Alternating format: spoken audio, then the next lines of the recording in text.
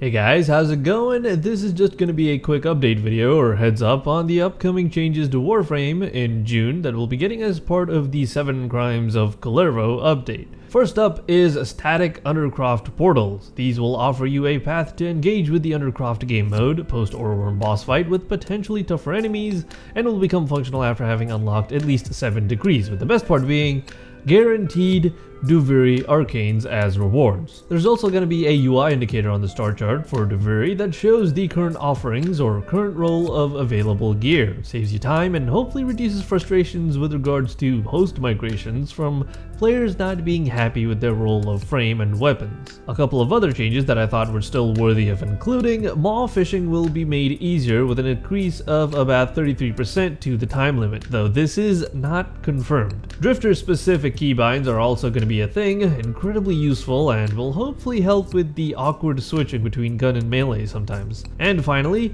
gardening. Yes, you'll be able to literally farm in Warframe by filling up some planters with a selection of Duviri exclusive resources, I believe. Not a whole lot of details beyond that, but I am interested to see how this new game mechanic has been developed. Some personal thoughts on the changes. To be honest, the Undercroft portals excite me the most, especially as I can now hope to earn the arcanes without having to put an ungodly amount of time in for just a chance at one. I even resigned to the fact of just purchasing them at some point if ever needed, but with this update I do have a reason to go back to Duviri, though not for the long term, it has to be said. As I have discussed in the last video, I think Duviri has some fundamental issues that should be addressed by the dev team. You can check that out through the link in the description. The Duviri UI update that'll indicate your current roll of equipment may or may not be part of the intrinsics tree of unlocks. I really do hope it doesn't end up being the case.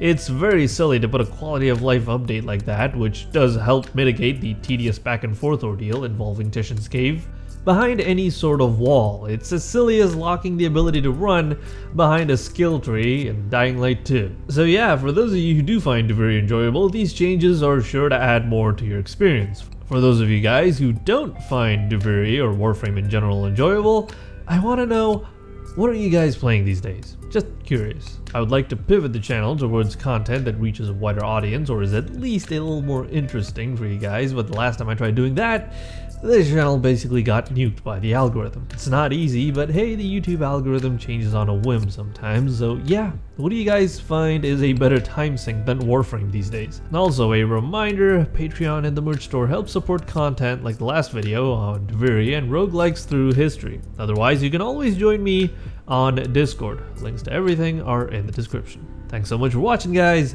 Have a good day.